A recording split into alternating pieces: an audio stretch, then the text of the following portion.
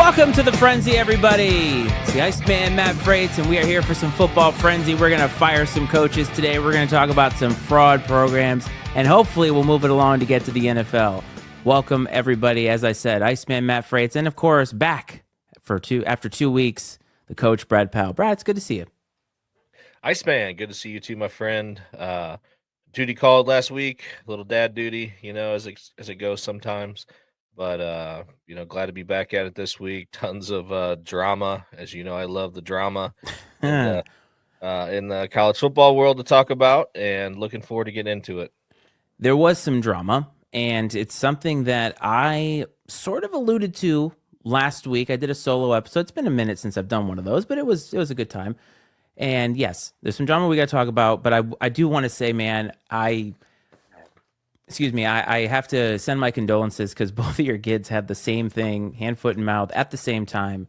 I've been through that, and I've never had, or apparently I've had it because I didn't get it. It's one of those things like chickenpox. Apparently, if you have it, it's highly unlikely that you'll get it again. So congrats to you and the wife and the OG for surviving. Yeah, our son definitely got it worse. My daughter, actually, she had gotten it when she was younger. Really? She got it again. When she got it when she was younger, my wife got it, and she got it really bad. Like, she couldn't even wear shoes, man. Yes. Like, it was bad news. It's been going around. Like, it went through half her softball team. It's been going around the school.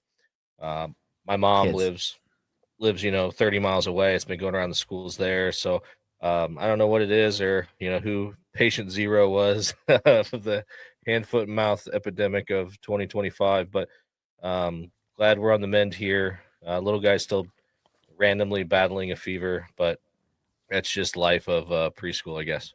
This age, man, I'm telling you, 5, 6, they start getting in public school. Oh boy, we're bracing for that, let me tell you. But let's get into the meat of this episode.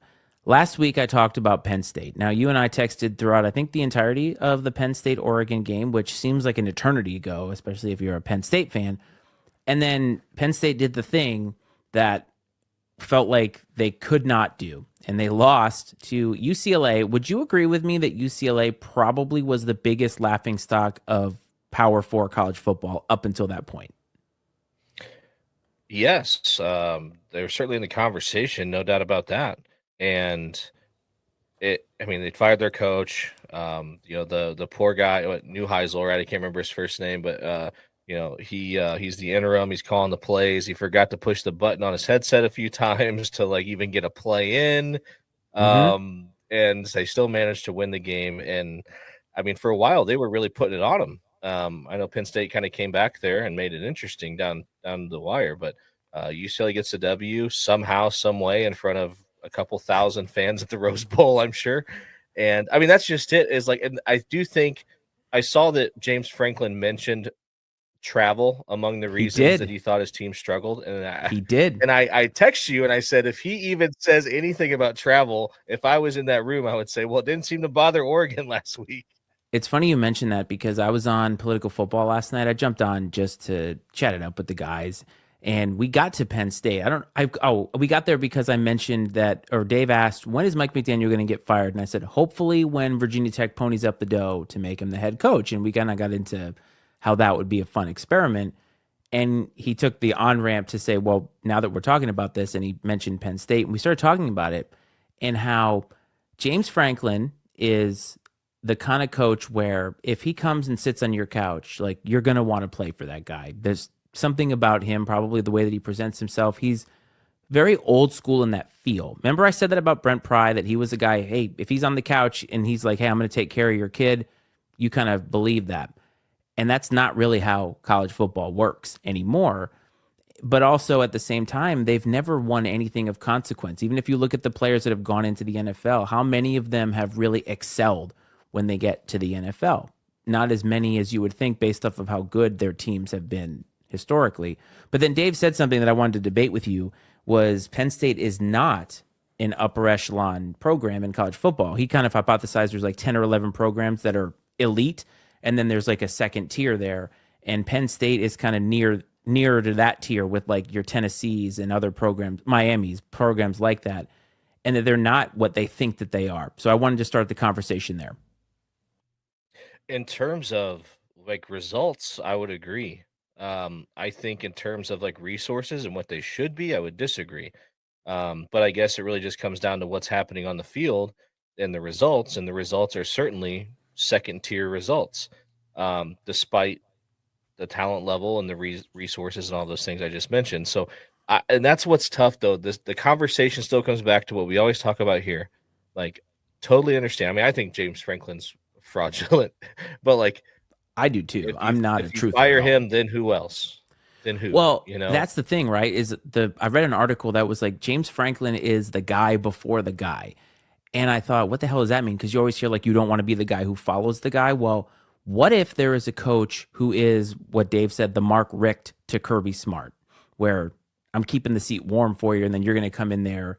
And Mark Richt was at Georgia for a long time, similar to James Franklin, has been at Penn State for a long time.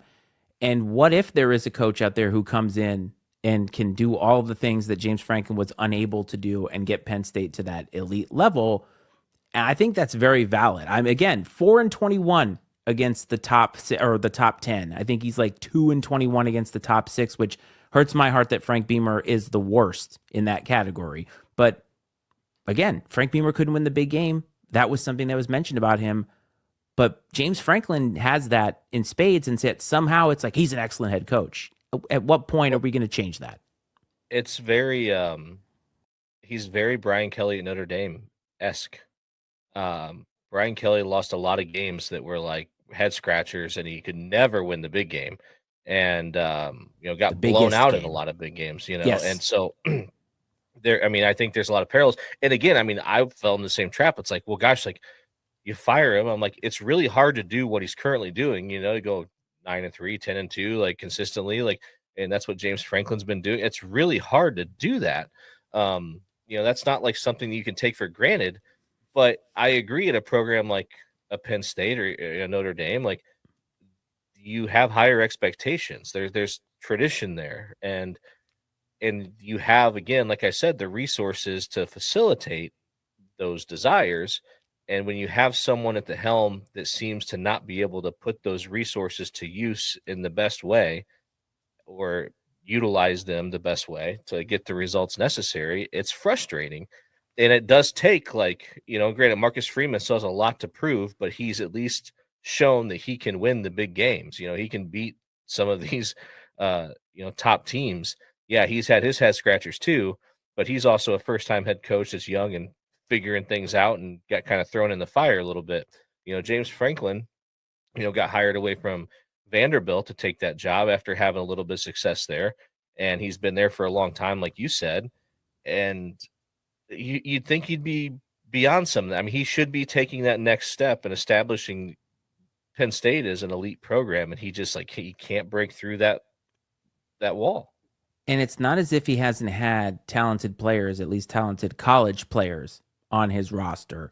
It's not as if the schedule hasn't been favorable to them at some point. But I think what it ends up coming down to is they can't beat the Ohio States. They can't beat the Michigans. And now you add Oregon.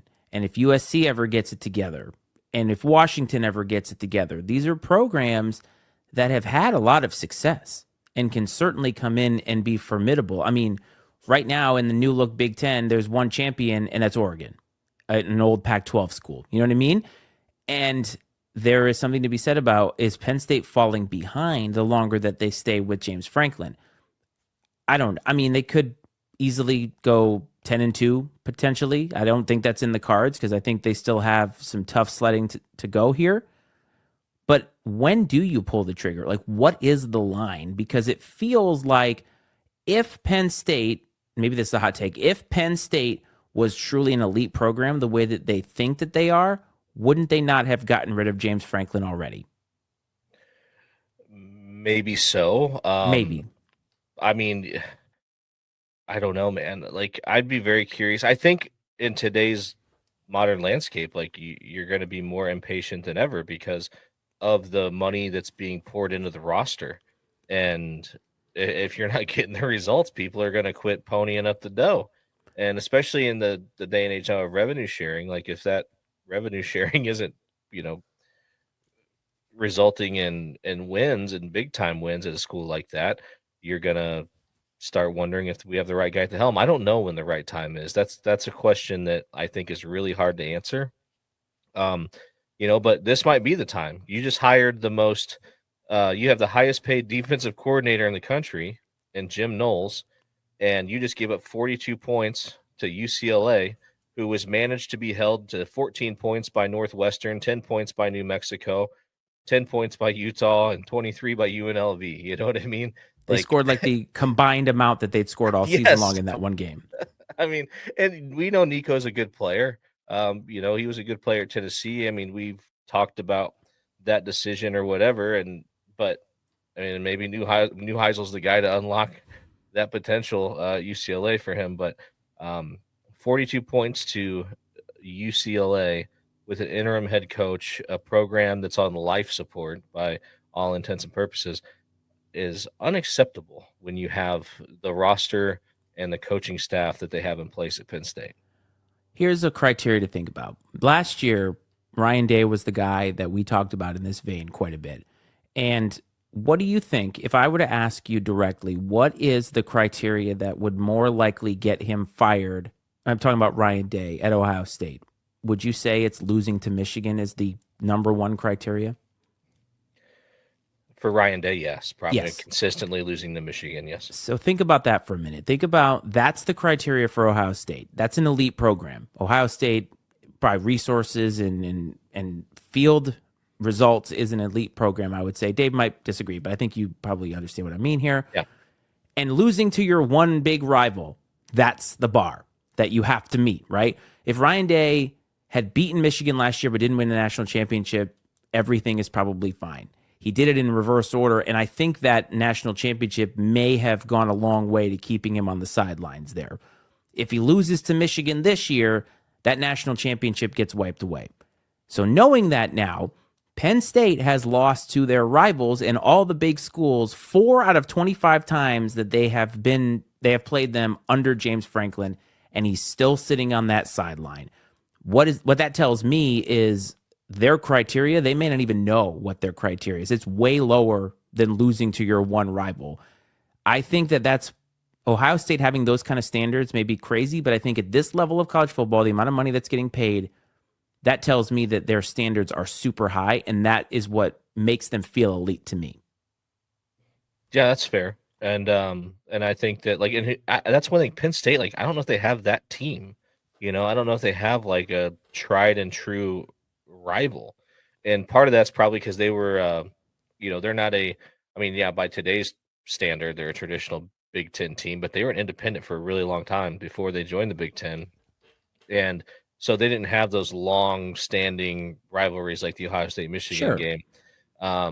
But the crazy part is that moving forward, they still have Ohio State. They have Ohio State and Indiana back to back. They're at the Shoe, and then they host Indiana. If they can find a way to win those two games, does it change the narrative? It doesn't, though. But that's my point is, and we've spent a lot of time on this, but I think it's important because we're going to segue into other programs that are kind of at that same place, and it's when does the narrative need to be that we need to win the big game? Because like you said, they don't have any natural rival in the same way that Ohio State and Michigan are natural rivals.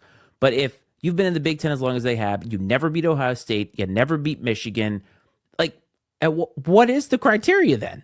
If those are the two schools that you're aiming for in this conference, and now you add again Oregon, who's perennially great all the time, and if you can't beat them now, they've lost 2 in a row to them. They lost the Big Ten championship last year, and now they lost to Oregon just a couple weeks ago. Where's the bar, man? That's what I'm saying is so, okay, great. You win those 2 games, but then nothing comes of it. At some point, something has to come of it. Win a national championship or beat one of those people.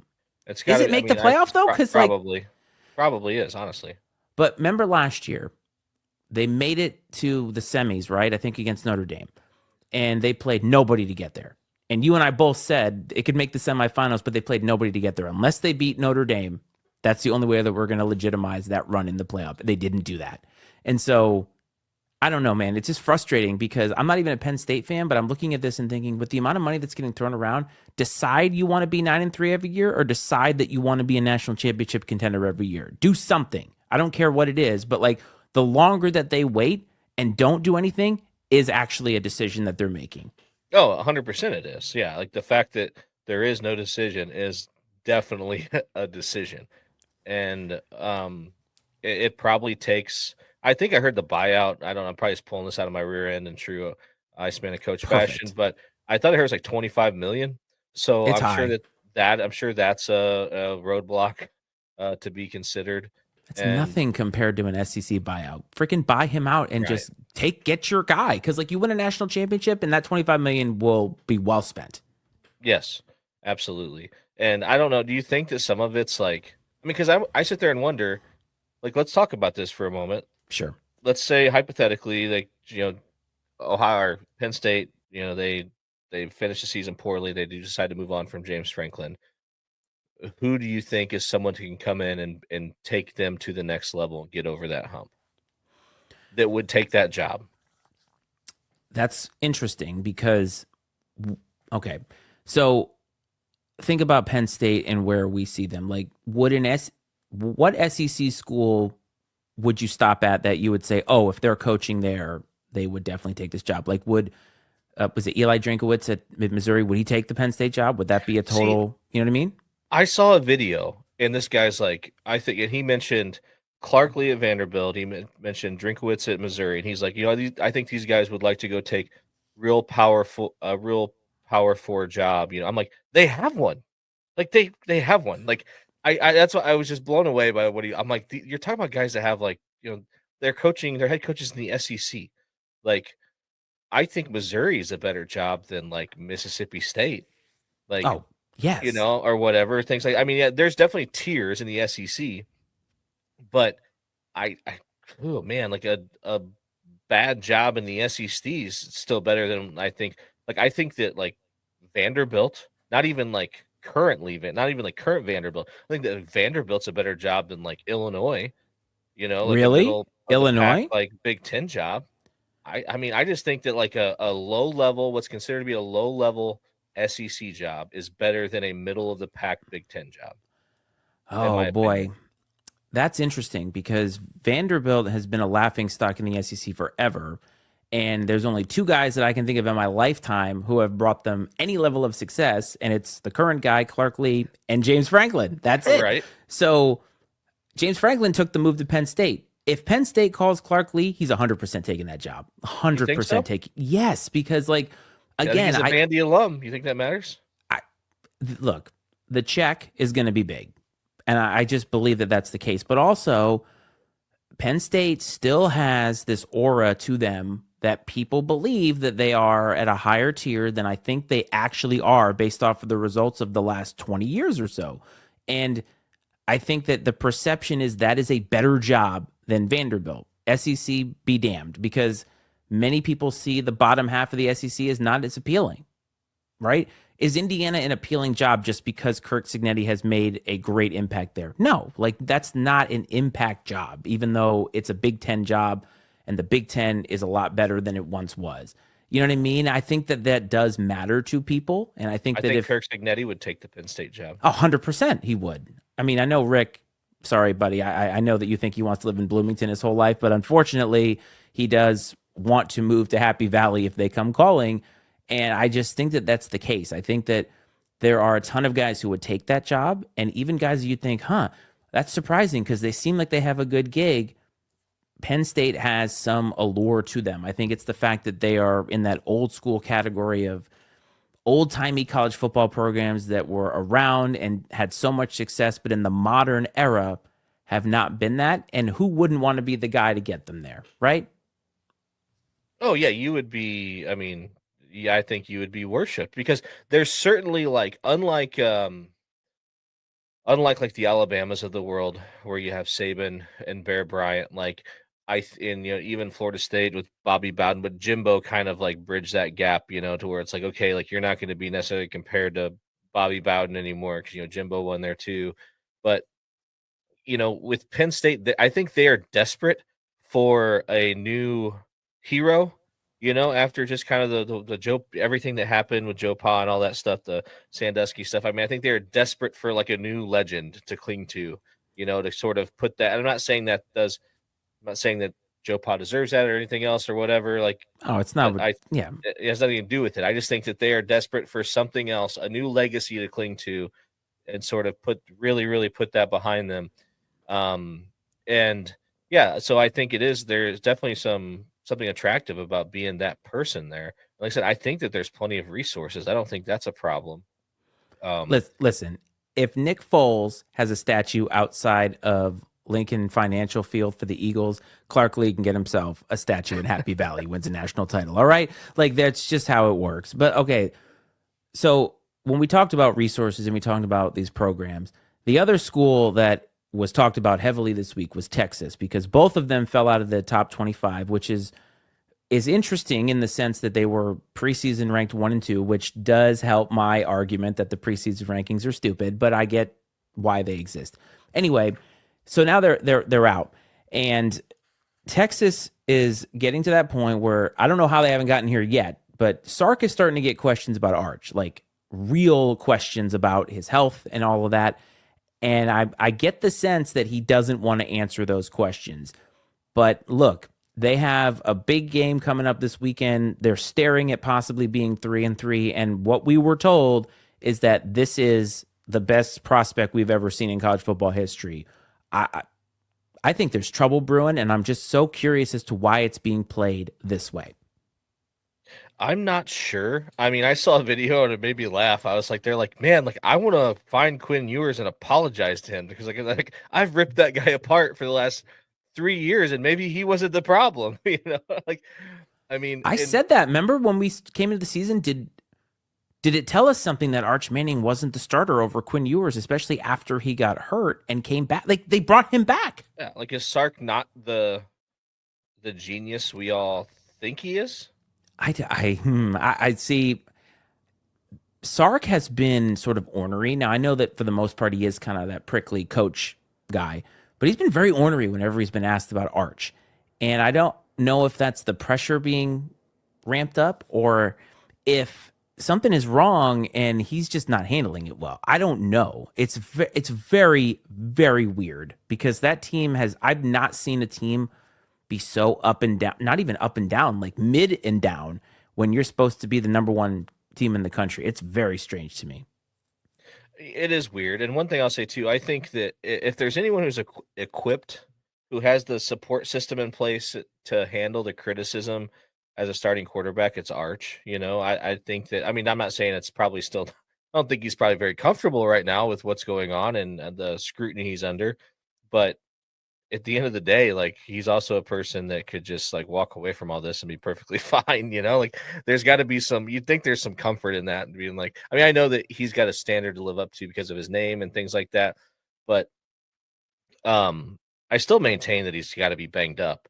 And the fact that if he isn't, like I said, then there's a major problem. And because when I saw him playing games last season when he played, I mean, like, I saw a different guy than we're seeing now. Not the same guy this year whatsoever. He's got the yips or what? Like, not even close to the same guy that played Mississippi State. Nowhere near.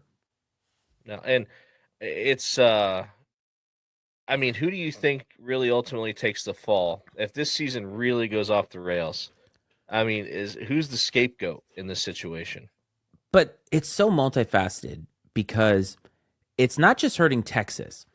It'd be one thing if it was solely a Texas thing, but I don't think that it's out of the realm that Arch Manning wants to go to the NFL. And I'm going to sit here and tell you right now, if this is his NFL tape, he's not going number 1 overall, not even close, right? Like, he's playing like a 3rd round pick, 4th round pick.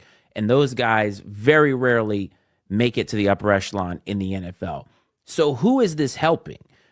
Whoever the scapegoat is, I have no idea. But my question is, who is this helping? It's not helping the program. It's not helping Arch Manning. And I don't understand how, with the support system that you talked about, which has steered him in the right direction, what's the plan? Yeah, I don't know. I have no idea what the plan is. Here's a possibility to consider. What if the season ends and Arch Manning hits the transfer portal? What does that tell us? But again, like, the way that he has, I mean, I guess what you're insinuating is that he hits the transfer portal, and that means that something was going on behind the scenes. That's the idea, right? But I don't know. Like, this is all very strange. Now, they could come out and blow the doors off Oklahoma and everything is fine, but I haven't seen him look that way. And everybody said he got his mojo back. It's Sam Houston State. Come on, folks. Like, that's not the kind of game you want to get an idea of. Oh, he's Right. back. And now I'll like I see the comments there about Arch, and I think that I get the point. It's a good point. But then I think about, and I know I'm going to talk about like a generational guy like Trevor Lawrence. He came in and like he didn't need. I mean, sure he developed and got better, but like he's not one of the we didn't watch him and say, oh man, like he just needs some time and he's going to be good. And he sat behind Deshaun Watson for a year and honestly probably could have taken the job from him. Truthfully, I mean, It's possible, yeah. I mean, he was really good as a true freshman. And as a Notre Dame fan, I watched CJ Carr at Notre Dame, and I'm like, that dude didn't take any meaningful snaps last year, and he seems just fine. And I mean, I know that's person to person, case by case, and you're right. In most cases, these young guys need some time to develop. But if there's anyone who had the resources and the means to be prepared for this moment, it was Arch Manning. And so I'm a little surprised if it is just a matter of him being a little rattled and not ready. That surprises me. And maybe I'm not being fair by saying that he should be because of like his name and all the things he has going for him. But like, if that dude can't be prepared at this point to be the starter, I mean, because he sat the last 2 years, right? I mean, it's not like Yes. not like he was just a redshirt freshman last year. I mean, this is his third year on campus. And I would think that by now he'd be ready to come in and take the reins. And it has not appeared that way. And again, like if it's an injury thing, I agree. Big problem with the program. I don't know who their backup quarterback is. So I might not even have one for all I know. I'm sure they have one. I know, but like it's a very weird situation, which allows all this crazy speculation. And I don't love like going after or being too critical of like college players, but like this day and age, man, like these guys are making big money and you got to produce, and he is not doing that. I'm not criticizing Arch Manning. I'm asking a question. What the hell is going on in the program at all? Because everything is bad. Arch Manning, his mechanics look weird, and I get it. He doesn't have a lot of meaningful snaps, but he doesn't look like the same guy. The mechanics don't look the same. The continuity that he has with the team, it doesn't look the same. We're coming up on what? Game 6 or game 7? So it's like, at what point does he become like better? Like, you're supposed to look better. And it's just a weird situation where it seems like there is something happening. Nobody's talking about it. And the whole program is in chaos. And it's like, Sark, get it together because you made the playoff. You didn't win a national championship. The grace is not that long. You don't get much of a grace period after that. And if you got this guy, who is probably one of the more highly touted recruits that Texas has had at quarterback since Vince Young, by the way, last guy to win them a championship, and it just falls apart, that's not a good look. No, it's not. And there's at Texas, there's no excuses, right? I mean, they check every box as far as what you would want in a program, as far as support and resources. So, I know that doesn't always translate to wins on the field, but they've got everything you could want going for them. And the fact that they're in the position they're in is very interesting, especially compared to expectations that were put on them coming into the season. And I give as crazy as the AP poll has been this season, I actually give them credit for Me taking too. Penn State and Texas completely out of the poll, because that does poke a few holes in our narrative that like where you start helps you, like even if you start poorly, helps you kind of stay in the hunt or whatever for a while. Because I mean, I would almost expect, they fall back to like 15, 16, 20 somewhere. No, I mean, they just ripped the rug right out from under them, which I think is fantastic. I thought it was good too, because if you look at Texas, they have 3 wins, 2 losses. 2 of the losses were to teams that are actually good. You know what I mean? And, or at least one of them is really good. The other one is probably, which we'll talk about in a minute, a fringe good team if they ever get their shit together. But I agree with you. I was happy that the AP poll did it, and I was happy to see people like Budge also be in agreement on that. So something to look out for the rest of the season. 2 more items in our little highlights here before we get to some college slate.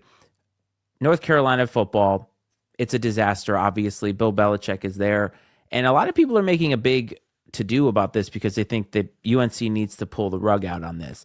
But I feel like they transferred like 70 new players in there, so Yeah. there's a ton of turnover.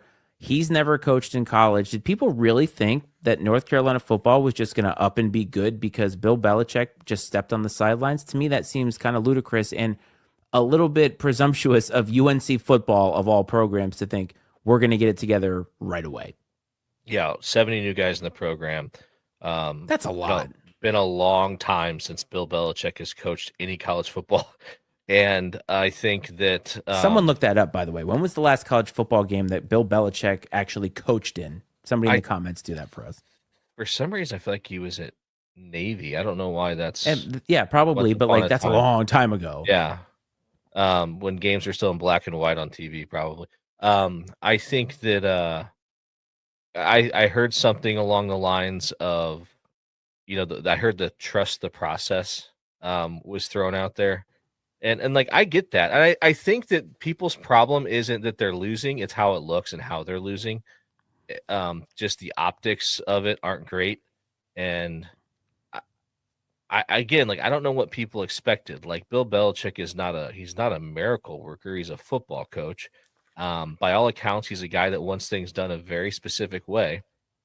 And we speculated here when he took that job, how his philosophies would translate to the college player. And I mean, so far, I guess you could say not well by at least by the way it looks. And I don't know, like, how long do you give him to figure it out? And I heard an interesting take that, like, there was a court case, that had to do with the TV rights from, Clemson and Florida State were trying to leave the ACC, and, there was a court case, whatever they bought. Anyways, it bought the ACC about 5 years before those programs can split for greener pastures. And UNC has, I mean, it's sort of a ticking clock for a program like UNC, because you need to make yourself nationally relevant in football. So you don't get left out in the cold when the next phase of this realignment happens. And I think that when the TV rights run out for the ACC, like, you're going to see another big shift where, like, the ACC might dissolve entirely. I mean, who knows? I mean, there's going to be, I think you'll see teams go to the Big Ten. You'll see some teams go to the SEC, and what's left of the ACC, who knows what that will be. And so, you do have, this light at the end of not light at the end of the tunnel, but you do have this kind of expiration date on when you need to get your shit together and matter. So you're an attractive commodity when it comes time for the split to happen. Okay, never coached in college. Bill Belichick has never coached a game in college, but I guess for me, if we say that this is the most impatient era there's ever been, I wouldn't disagree with that, because there's just too much money involved.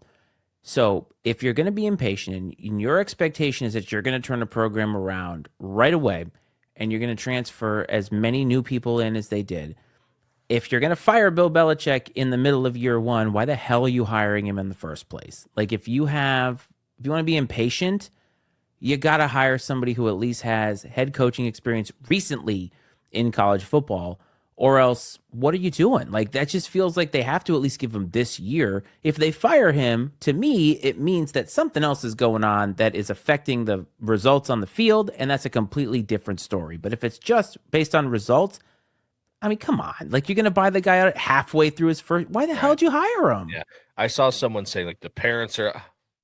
Who cares if the parents are mad? Parents? Like, cut it out. Care. Like, do not care. Could not care less. Let the parents be mad. Doesn't matter. But I mean, what's interesting is I like to kind of juxtapose the two careers in college football of Coach Prime and Bill Belichick, right? Because both sort of, I guess, let's call them to some degree celebrity head coaches. And now Coach Prime had a lot lot talent, at least high-end talent, at his disposal when he took over Colorado. Bill Belichick, has not had that. His son is nowhere near what Shedeur or Shiloh Sanders were. Steve Belichick not getting it done on the defensive side of the ball for the Tar Heels. But I don't, and that's got to be an interesting situation for him too. It's like, okay, like what if it's one of those deals where they're like, hey, like you got to make staff changes if you want to stay, and does he send Steve packing? I mean, Well, the idea was that Steve Belichick was going to get the job once Bill Belichick got it running. And I'm like, what sign would you have that that would even come close at this point? Like, come on. like Steve Belichick looks like he lives in like a cave Good somewhere. God. Like, Yeah. Just very strange. But I said last night that this stint at UNC is going to go somewhat of a long way to kind of see if Bill Belichick really can still coach. And then if you flip that around to the NFL, your theory about quarterbacks is looking better and better every time Mac Jones goes out there and throws for 300 plus yards with like a broken foot or whatever it is. He got like a bunch of broken bones.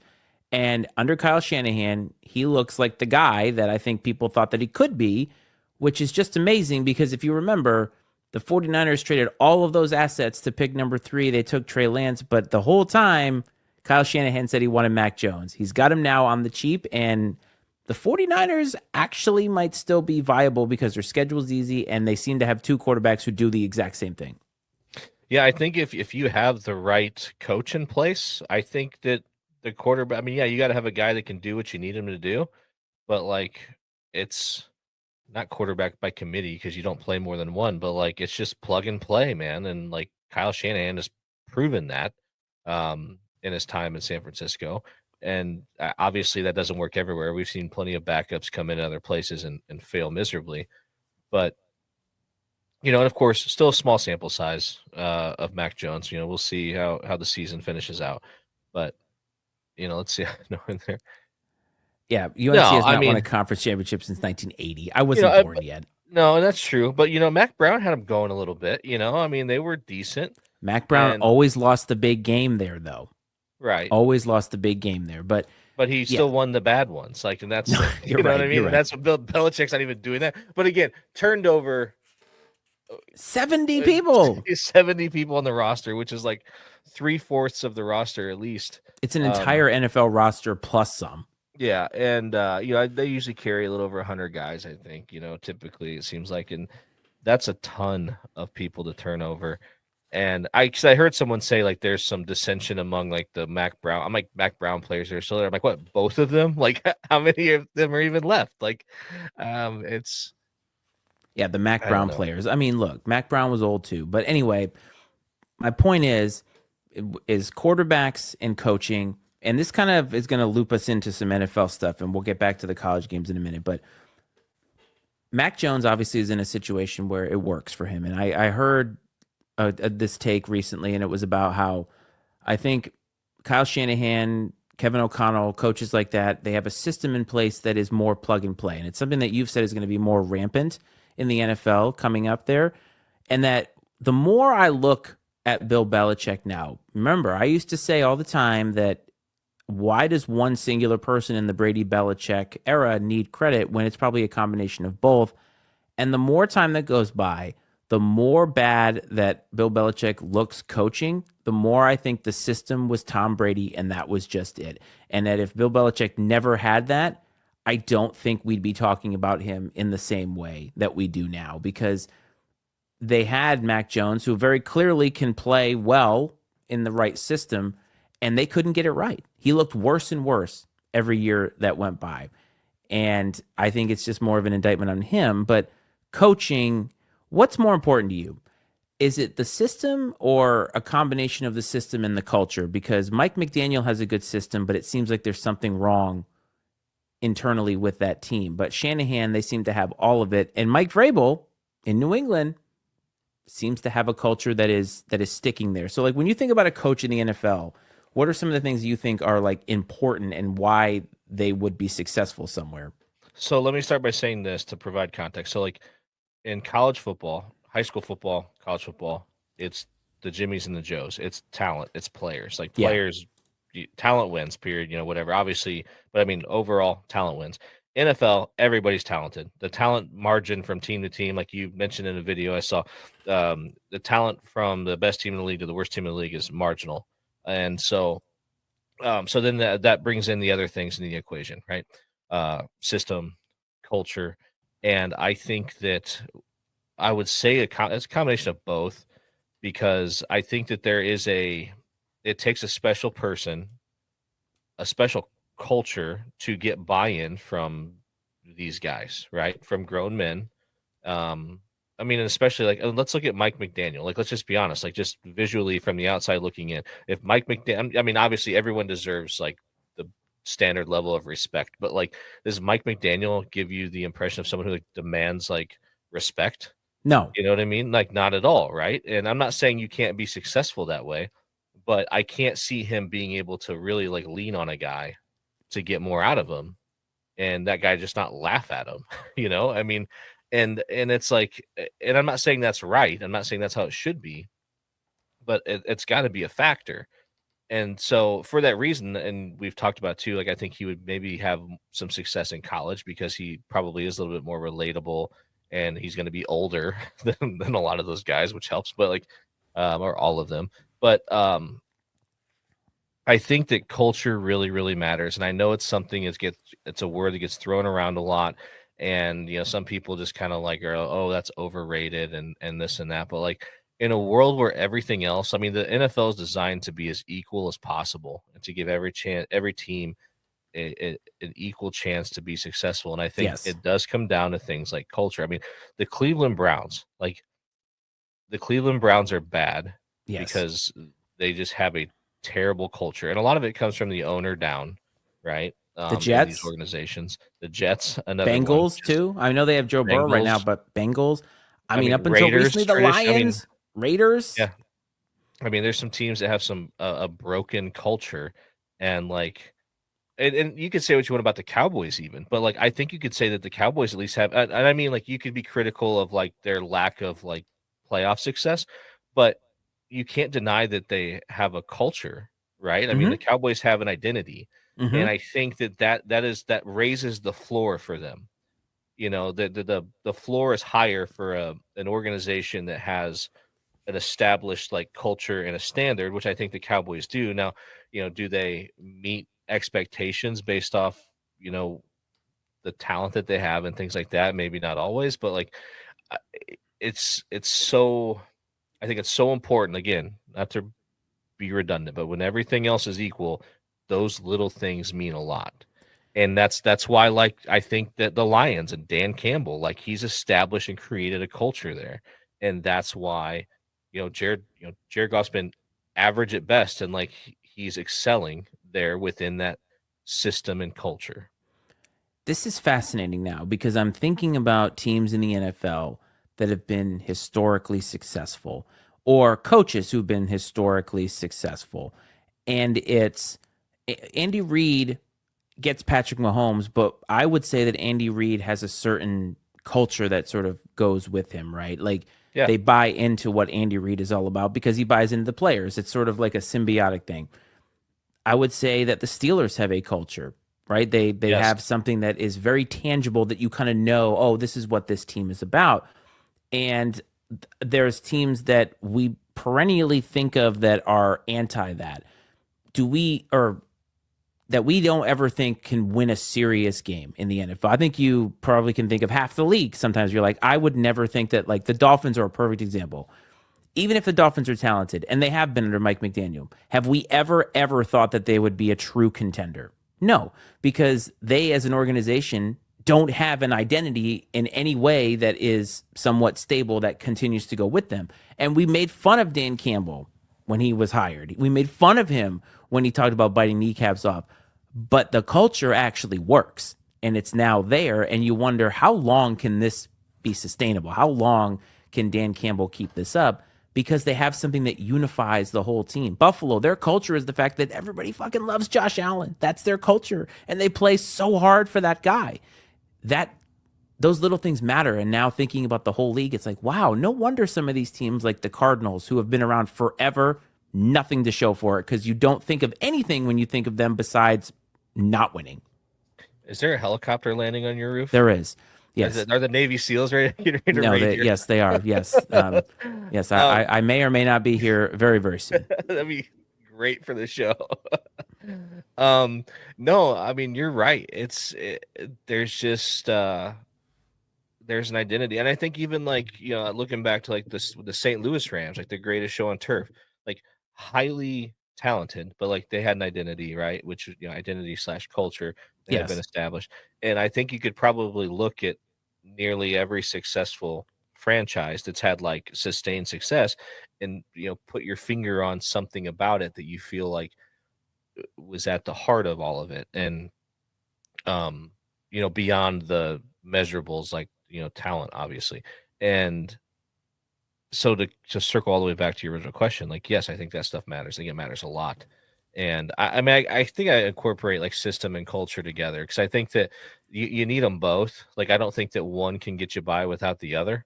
I mean, not like sustained long-term success. Like you could have a great system, but if you don't get like buy-in, which is a result of like establishing a culture, it's not going to matter. And you could have a great culture, but if you don't have a good system to like, for that culture to live in and exist in and operate in, it doesn't matter. So I think that there are two things that are very important. And I think the 49ers have established both of them, which is why they have the ability to play whoever at quarterback. And this isn't, I'm not disparaging the talents of those guys. I mean, they're obviously highly talented quarterbacks. They're in the NFL. But they're not people who are widely recognized as like the top tier of quarterback talent in the NFL, but they produce top tier results. And that's really what's important. Although Kyle Shanahan needs to win the big game at some point because he's not yet done that. So go all the way back to James Franklin, buddy. At some point, you have to win something. But let me ask you too. I think I said Josh Allen already, but can a player be responsible for this change or establishment of culture? Because one guy who I've texted you about literally all year long is Baker Mayfield. And the Bucks, they've won championships. I don't know if I would associate them with like this long-standing culture, but clearly Baker is playing at a level that has that team's culture to be like, we are never out of a game. And is that a viable culture? Is that something that can be sustainable and keep a team winning and be successful, even if that's one championship? Is that legit? Yes, and I think that, and the question is it the player that's sort of establishing the culture, or is it of the player that's championing the culture of the coach? And now I would say that, or maybe it's that marriage of like a coach's culture with like the perfect player to like embrace it and embody it, and just like Mike's comment there, like I think that Cam Scattaboo is like that. He's establishing that culture for the Giants. And I think that CTE culture? but I mean, just that hardworking, like hard nosed, like, and it's funny because it's kind of that, like, I feel like that, and this goes back to the Dan Campbell stuff where everybody kind of like, scoffed at his like comments, because like the NFL, was always this very masculine, like hard nosed, like, tough guy league. And it kind of, it seemed like maybe sometime over the last like 20 years, not saying it got soft, but like just like They the went dynamic, woke, dude. Just the say it. dynamic. Just say No, it. and I'm not even saying that. The dynamic changed though, right? The game kind of Yes. changed. It Yes. became like a more of a finesse game, and I feel like you're starting to see like this trend back towards like it's becoming more masculine again. I guess so you're seeing this trend back towards this like hard nosed mentality though. I think, and this just like we're gonna out physical people and outwork people and just be tougher, and it's working. And I don't know if, and maybe that's just a random thought that doesn't matter. I don't know. Maybe I'm delusional, but like I feel like we have a lot of examples of it to point to, like the Lions and like Baker Mayfield and like Cam Scattaboo and some of these guys that are just these gritty dudes that play the game a certain way and start to establish the identity of the team. I think you're right. I watched Baker duel it out with Sam Darnold, of all people, this past weekend. Again, another example of, what happens when you actually get into a nice culture and you're not on the New York Jets. It's amazing, or the Cleveland Browns. It's amazing what happens to you. But man, I swear to God, like Baker goes out there and it just doesn't matter. And he's going to do the thing where he throws a pick like he did against the Eagles. And you're like, what is that? And that's what you're going to have to live with him. But I love him and players like him because he is out there and he's not tall. I mean, he's 6'2". Obviously, he's taller than me. But like compared to what we consider the cream of the crop at quarterback. He's on the shorter end of that. And my God, he just goes out there and does whatever he has to do this year to win. And it's so fun to watch because the core of this show, which by the way turned 3 years old the other day, you and I always loved the gritty players. We loved we were going to give out the Rust Belt. Remember, we love that stuff. And Baker embodies that in such a way that it has to be contagious, especially when you're winning. I don't know. Baker right now is one of my favorite players to watch in all of football. He's almost like he's kind of like Brett Favre light, and like his just the way he plays the game a little bit, like just sort of like he's gonna make some crazy mistakes and like take Yes. unnecessary risks and whatever, which is kind of how Favre played the game a little recklessly. But he makes the big plays in the big moments, and that's kind of all that matters. So before we move on to looking at some football games for this week, Indiana Jones, we both agreed, is a great nickname, and the Colts keep on winning. Have you heard Cam Scadabo's nickname? I have not. Or one that I've heard floated, which I think is just tremendous. Marshall Chalk. Okay. It took me a second. Took me a minute. That's fantastic. I love it. And I just thought, I will take that. Indiana Jones, I thought couldn't be top, but I'll tell you what, we got a top 2 contender. All right, man. Yeah, there's something about that, and I just think it's hilarious. Anyway, so let's look at the week that we have coming up for college football. So last weekend, no ranked matchups or just one ranked matchup, just to kind of put a bow on it. Miami continues to look great. They took out Florida State. They've swept the entire state of Florida at this point. Mario Cristobal to the Dolphins? No. I think that, no. No, absolutely not. Like, there's just no. Although good question there. But anyway, I think Miami's the number 1 team in the country personally, and I think the only reason that Ohio State is because they get the benefit of the doubt as the defending national champions, and their defense looks really good. But man, and Florida, speaking of, their boosters, as you said, can't catch a break. Like, they just want to spend their money to fire the guy, and he goes and wins that game, and they're like, God damn it! Like, when is this guy just gonna finally like Billy Napier does just enough to be on that fringe of I'm gonna get fired, but not so fast. Yeah, there's a guy somewhere in Gainesville that just has a check on his He's desk, waiting. just waiting to sign it. Or he has it filled out, and then he's got to avoid the damn thing. When Billy Napier, maybe this guy just needs his back against the wall a little bit. Like, that's got to be so frustrating because you don't want to root against the team. You want them to win, but you also don't want the coach there. Like, it's not a secret that they don't want Billy Napier there. Do you think there comes a point where they just they're like, we got to move on regardless? I would think so, but Penn State doesn't seem to feel that way. But that's true. So who knows? I have no idea. Alabama beat Vandy. Vandy, I still think is a good team, but I think Alabama might actually be figuring some things out this year. And Ohio State's defense is insane. So speaking of Ohio State, they get to travel to Champaign. This is going to be a bloodbath, right? Yeah, probably. I Yes. think so. There's no reason to not believe that it will be. I mean, I think that like the way that Indiana beat Illinois, it was kind of a little bit of an anomaly, but like I don't think Illinois is that much worse than Indiana. But No, I think don't it think was so the either. combination of Indiana being a little better and Illinois playing really poorly. But you got to know. I mean, obviously they're going to get Illinois' best shot. Brett Bielema's no slouch. I think it obviously be good for the program for them to be competitive. If they find a way to win the game, I think you could put it up there with one of the top wins in Illinois football history. Yeah, I would agree with that. I know they went to a Rose Bowl, late 90s, early 2000s, but they really haven't done a whole lot. Juice Williams. Yeah, they really haven't done a whole lot since then. I just feel like this is one of those moments where, all right, this is it. Illinois can make things happen. And we thought they were a team that could be a Cinderella, but they got blown out by Indiana. And until you can't be the man until you beat the man. So maybe Indiana's the best team in the country. We're going to talk about them in a minute. Actually, let's talk about them now. Could there be a more divergent thought than Indiana football traveling to Outson Stadium to play Oregon football? Could those two programs be further apart in the optics of what we think of them? What do you mean? They're both in the Big Ten. Yeah, right. Sure. It's a conference game. Absolutely. Long time Big Ten rivalry. No, it's a weird matchup. Like it just when you see it's like, oh, Indiana and Oregon, like, and they're both good, and it's still just like, eh.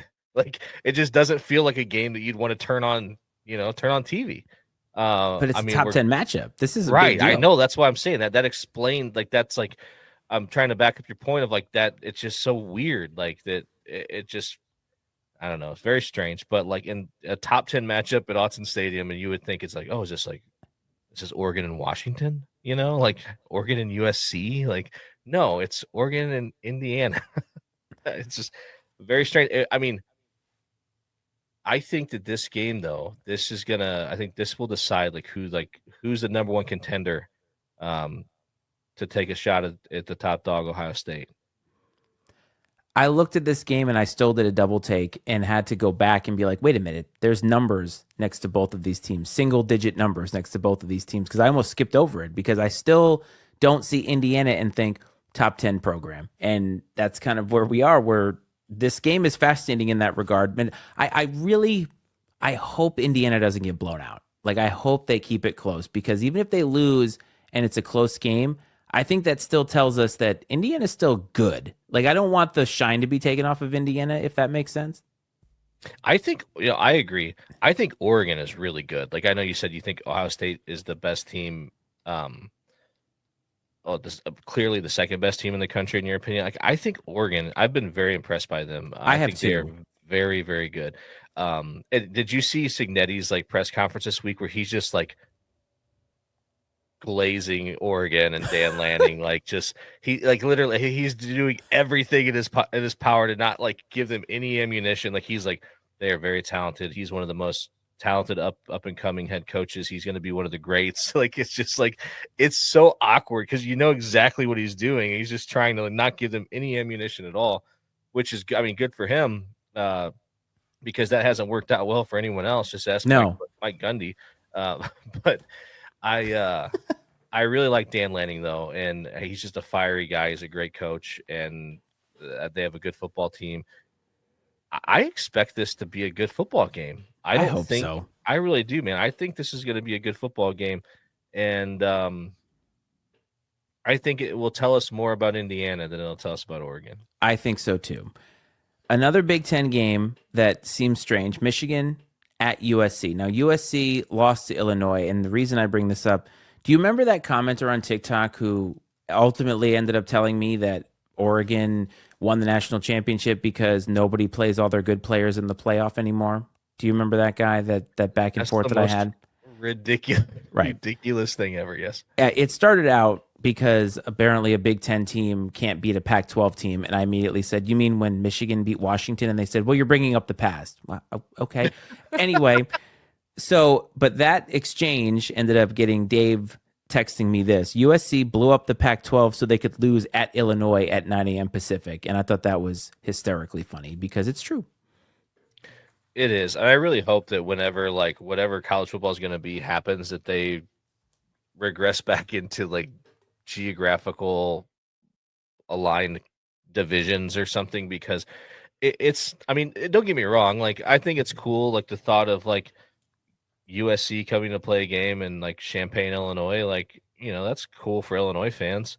Sucks for USC, but like Sure does. but and I don't know. I mean, but then there's like matchups where you're like, okay, UCLA at Rutgers. Like just make it a tie. Like, like don't even make it take the trip. Like let's just call it a tie or give both teams a loss. Like, I mean, there's definitely matchups that these cross country things that are just absurd, but like, the Penn State USC's, the Oregon Michigans, Oregon Ohio States. I mean, that's what we all wanted to see when this happened, but still it's very strange.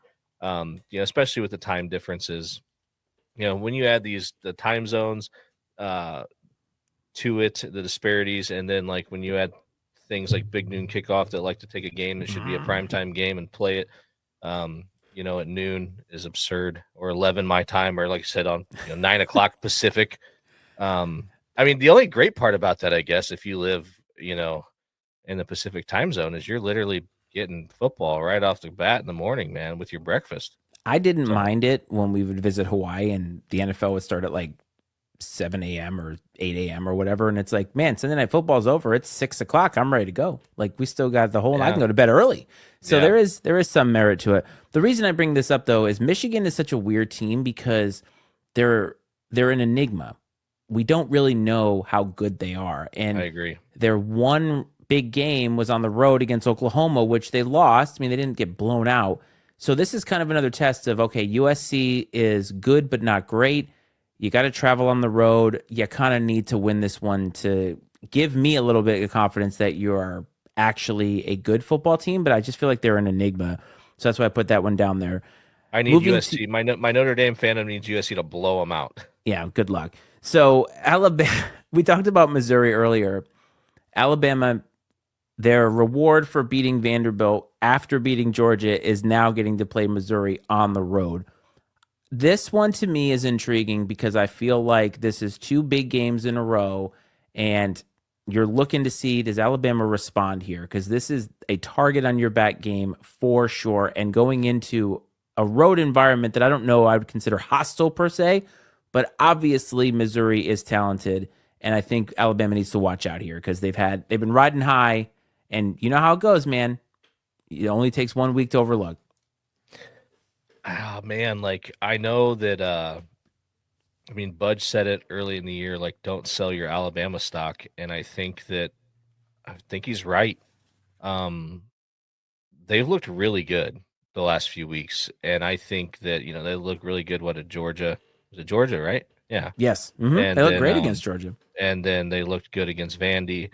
And I just think that like Kalen DeBoer knows what's at stake here. I mean, more so than just the season. I mean, like his tenure at Alabama is like, I won't say it's on the line, but like there's a very small margin for error.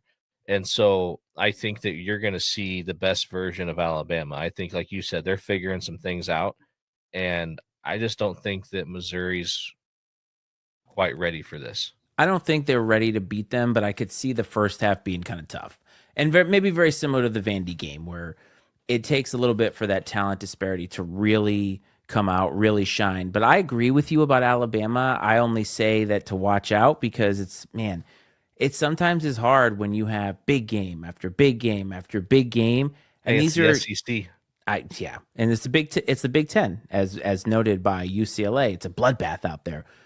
But you just never know. With young kids and kids, or I say young kids, but like with kids at this age, 18 to 22, sometimes emotionally you catch them on a bad day, but not something that they should be overlooking. But I think Alabama is more talented. And we talked about Texas playing Oklahoma.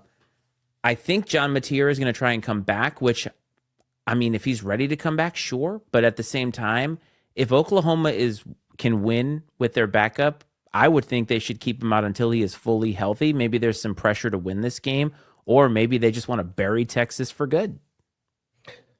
I was just thinking that, like, what's the narrative if Oklahoma blows them out in this game? Well, we'll talk about that next week for sure, because I actually might find clips of the press conference after that, because again, Oklahoma is their greatest rival. Is that still true? Yes, for sure, right? So losing to Oklahoma is never seen as a good thing. Losing to Oklahoma on top of how they've looked all season long, oh boy, buddy, like buckle up. Yeah, I mean, this is it's not the same, but it's up there with Ohio State, Michigan in terms of rivalries, right? That means something to the fan base, and I mean, yeah, the Red River Shootout or Red River Rivalry, or whatever they call it nowadays. I can't say that PC, without stumbling. Red River. I can't do it. I can't. But now, if Oklahoma goes out there and just takes them to the woodshed, it's gonna get really ugly in Austin. It's gonna be uncomfortable for Sark for sure. I don't think he's on the hot seat, but it's uncomfortable. Like they're gonna make his life very uncomfortable because he's gonna have to answer a lot of tough questions that he's.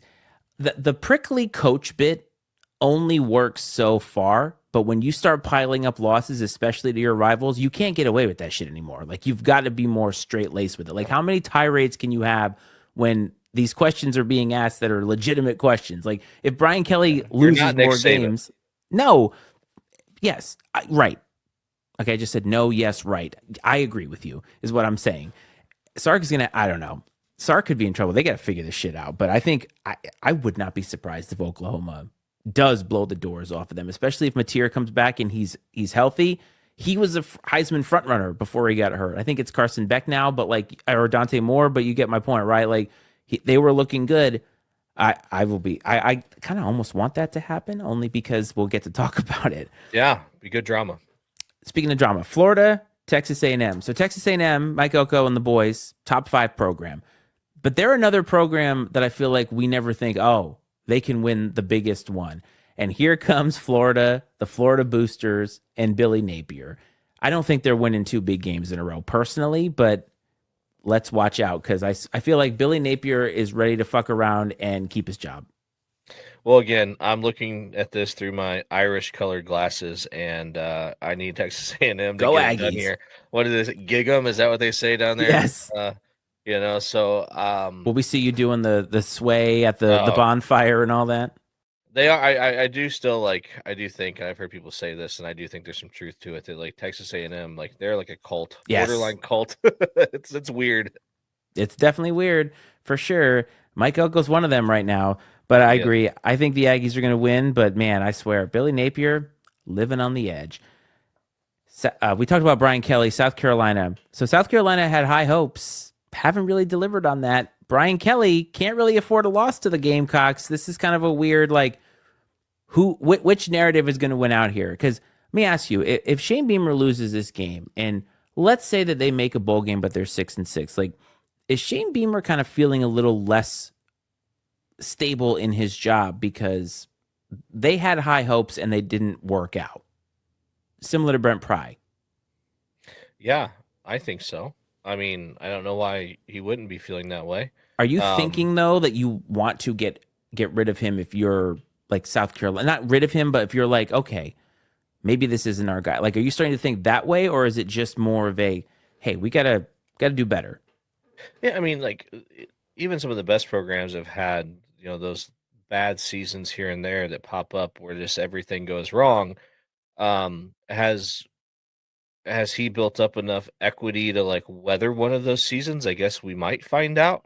I don't know, man. Like I don't know. I don't know enough about the South Carolina fan base to really gauge the temperature on that situation. I don't know if you've talked to UB recently to get his take, but would I get a solid take? Generally, in the course of the first quarter, he goes from utter doom to utter success back to utter doom. So it's hard to kind of get a gauge on how he's feeling.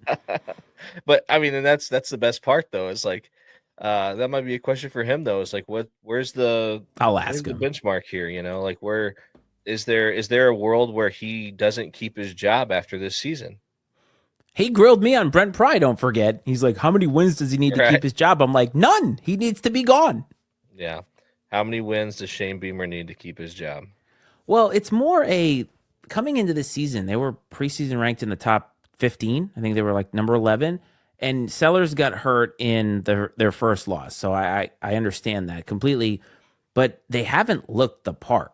And that's, I think, the issue here is you have a lot of talent on that team and you look unprepared. And it's very similar to the Brent Pry situation where you bring 22 starters back and you look like you didn't practice at all in the offseason. And that, to me, is unforgivable at a certain point. Yeah. Well, in South Carolina, they have a brutal schedule. Like, their schedule is tough. But you still got to, I mean, yeah, you play who you play. You got to go out there and get it done. I mean, and I guess, at the end of the season, we can look back and say, okay, they only lost this game by a field goal. They only lost it, whatever. They were in that game, so on and so forth. But, like, I don't think that the decision makers are interested in, like, in close losses, but I don't know. South Carolina is not Alabama, right? And so I think that the tolerance for subpar seasons is probably greater, I imagine. And so we'll see. I mean, I wonder how much these things, when it comes time, towards the end of the season. Obviously, I'm assuming these ADs have a decent understanding of what coaches may be available. I wonder if like that plays into their decision making. It's like, oh, that guy became available. We really want him. If it weren't for the fact that guy's available, we'd probably stick with this guy. But since that guy's available, like we're moving on. Like I remember when It's, the Cubs did that with Joe Madden. oh yeah. They had I can't remember the dude's name even. They had it for like 1 year, and he was fine. Like he didn't have a bad year at all. But then Joe Madden became available, and they're like, "See you later." Oh yeah. So just in case you want to feel better about yourself, anybody who's listening or watching, this is South Carolina's remaining schedule. And I'm going to stop at one point because the last two games are whatever. So they play LSU this week.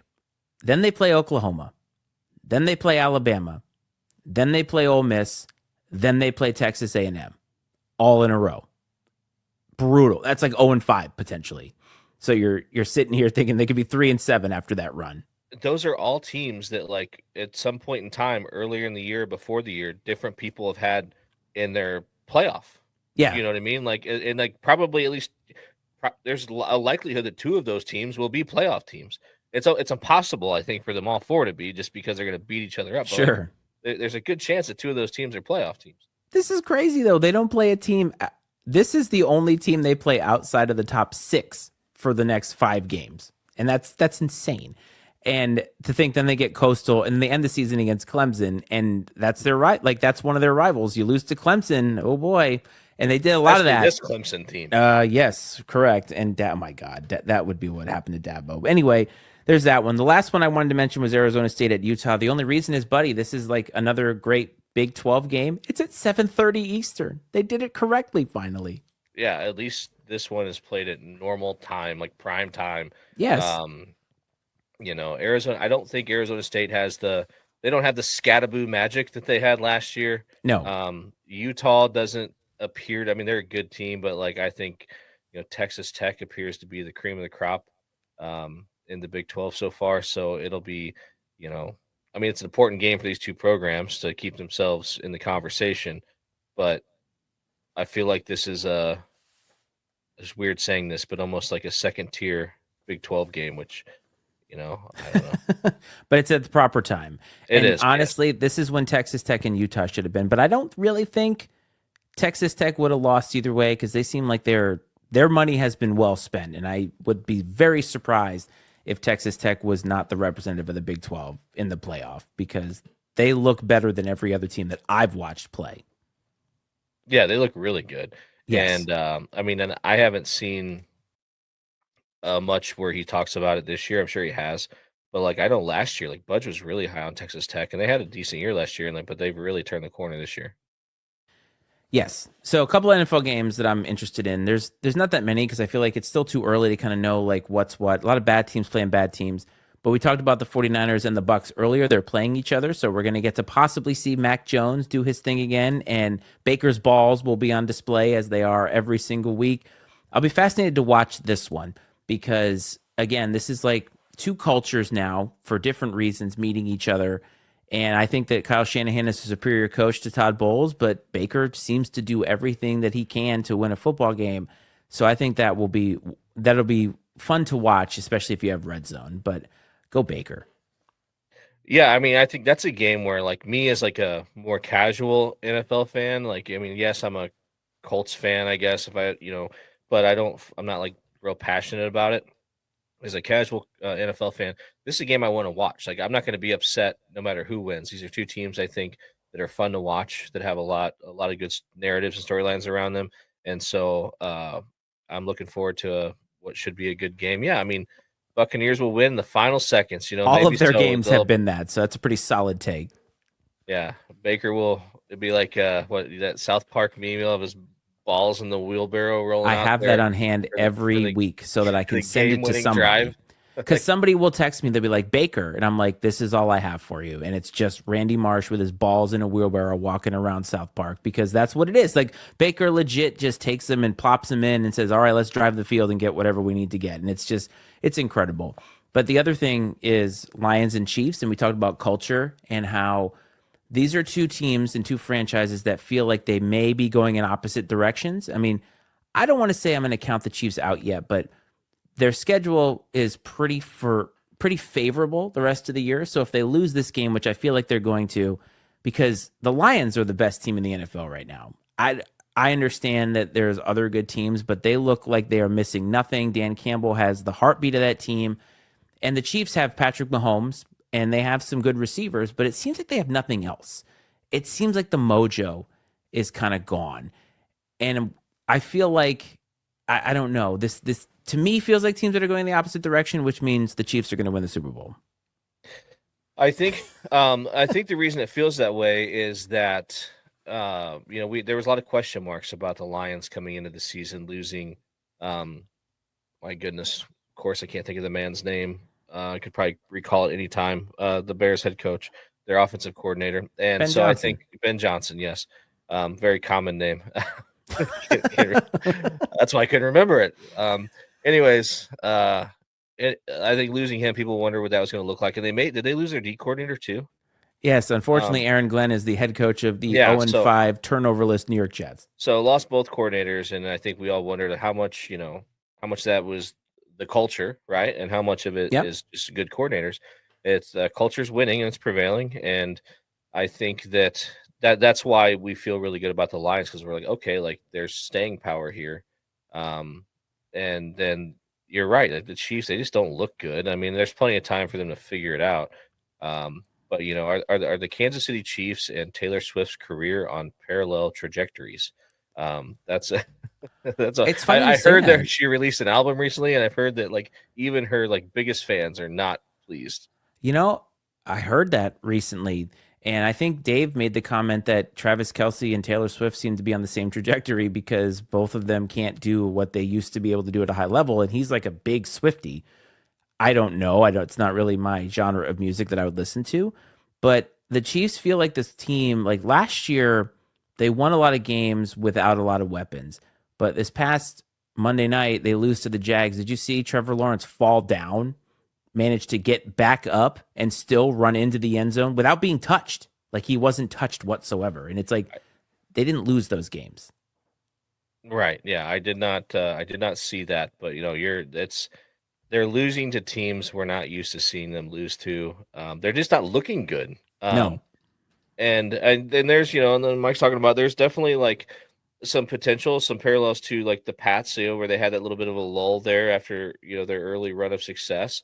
It's like 10 years. Maybe, but I mean, maybe we need to wait for, maybe the roster needs to turn over a little bit, and fell down twice. Sorry. And get some young talent in there, and send Travis Kelce down the road and get some. I mean, there's got to be distractions that come along with that whole situation. I don't think it really. That's not the reason they're struggling. But like, also, I mean, Andy Reid's no spring chicken. I think Belichick had more meat on the bone when the Pats, kind of hit that little gap in between. Where Andy Reid, he's on the home stretch. I got to believe he has to be. I mean, he's in his 70s now, I think, or very close to it. So I think that's true.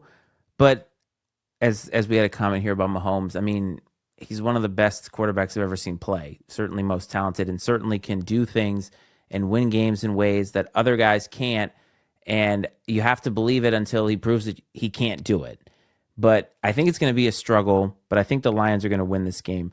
And I think that's going to be indicative to me of what do the Chiefs have to do to bring it back. And if the Lions go into Arrowhead and win handily, I can't wait. I want the Lions to do as well as possible because it's so much fun to watch. And it would be great to see Dan Campbell act like a total buffoon while getting the Lombardi trophy. To me, that would be just spectacular. Is there anyone else, though, that of the short list of people that I'm like, man, like I'm so happy for that guy. You know what I mean? Because like you just know, I'm not saying it doesn't mean anything to everyone else that's won it. But like it means so damn much to that man. You know what I'm saying? Like yes, to do that. A guy because he wears his heart on his sleeve. He does. A guy who I don't think will, or he might as a backup, but I would love to see him win it, is Kirk Cousins, because I think Kirk Cousins really deeply wants to win. And it's a different vibe than Dan Campbell, obviously. But that's a guy who I feel like I would root for to win if he was in the Super Bowl. There's not that many guys who I'm like, I really want that for them. I felt that way about Andy Reid when they finally won their first Super Bowl. I thought, I'm so happy for Andy Reid. Like, I want that for that guy. And unfortunately, there's not a ton of guys in the league that you would just feel that way about. Maybe if Joe Burrow gets back there again, be able to do that, because I do like watching Joe Burrow play. But Dan Campbell right now, as far as coaches and likability and just, I don't know. I would love to see him win a Super Bowl, even if Lions fans would be insane. You know what I mean? I know that you would love to see Sean Payton hoist another one. I'm coming around on Sean Payton. He's not as much of a dick this year as he has been in other years, but I still think that the Broncos are good, but I'm not so sure that they're as elite as some other people think. That's all I'm going to say, and that's my bias I coming haven't in. watched him much this year. Well, their two losses have been on the last second field goal. One of them was to Indiana Jones and the Flying Joneses out there in Indianapolis. And I can't remember who they lost to the second week. It might have been the Chargers, and that was a road game. But they just beat the Eagles. So, and a cross country trip. Yeah. So they obviously have something going for them. I just have such a hard time trusting Bo Nix because he sucked at Auburn. Like, just sucked at Auburn. And then I guess he's better because he's at Oregon or was at Oregon, but I don't know what to trust about that personally. Yeah, I'm not sure either. But I mean, there's no doubt that Sean Payton knows how to coach ball. And maybe he's one of those guys. Maybe he's like Kyle Shanahan, where you just give him a quarterback, man.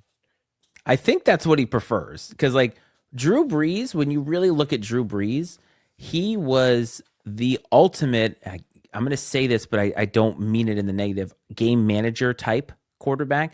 Like, he was the best that there's ever been doing what you needed to do within the offense because he could do some things a little bit better. But ultimately, the way that he looked and like his build, the way that he plays, I don't think you expected him to do the dynamic stuff that other guys could. But he's better than, I say, system quarterback. He was an elite than system quarterback. Like, he was elite. But you know what I system. mean? Yeah, like, yeah. As in, like, he's a Hall of Famer, no doubt, completion percentage high, won a Super Bowl. But Sean Payton, his system is meant to be for a quarter. He's not looking for the Mahomes. He's looking for the guy who can do what he needs to do.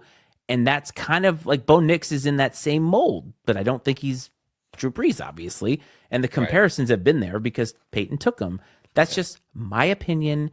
You're right. No, I think you're right. Because I think that's why a guy like Aaron Rodgers only has one Super Bowl is because, I mean, I don't think anyone like debates his talent level. No. I mean, there's people that think, he's one of the best throwers of the football we've ever seen. In his prime, I would give you that too. I think that he's got to be a hard guy to get him to operate within any system. It's just not in his DNA to like conform. No. And you know what I mean? Like, and it's got to be tough, especially when you have someone as talented as he is and really like Patrick Mahomes, not much different. I just think Andy Reid is probably a little more masterful in like corralling that and getting it to fit within a system to some degree, which is why they've had success. But I mean, there's it takes a special coach and a special system to really like corral some of these highly talented guys. And I do think that there's something to be said for like a preference of a guy that will just do what you ask of him. I think with Mahomes and Andy Reid, there is a culture of allowing the players to have input. And I think that that's part of it too. Like, that's kind of almost how you corral a guy like Mahomes is he gets input on plays and is more integral in how they build their offensive scheme. But the part of the scheme is knowing that Mahomes can extend plays and make things happen. And I don't think that's really what the Sean Payton scheme is about or the Kyle Shanahan scheme is about. I do think that they make those systems so that guys can come in and do exactly what they need to do, right? And Brock Purdy's kind of on that trajectory of he may be the kind of quarterback that like Drew Brees was, where you're like, okay, that's a system guy, but boy, he does all of those things super, super well type thing. And I'm curious to see if Andy Reid leaves, Mahomes is still there. The next guy who comes in, I would hate that. Like, I would hate that job because now you've got to establish your own system. You got to establish how do we work around this. And I feel like Mahomes at that point will be like Brady. I get to call the shots around here, and that'll be damn interesting. Yeah, that will be interesting for sure. And it's a good marriage, because you have like Mahomes and his talent, his young talent, but he has like if Mahomes played for Mike McDaniel as opposed to Andy Reid, it'd be so different. And that's what I'm saying. Like you have a guy that demands respect, that's had success in the league for a long time. Yes. Like you look at that man, you're like, he knows more than I do. Like, and so you conform, and where you don't get that with some of these younger coaches.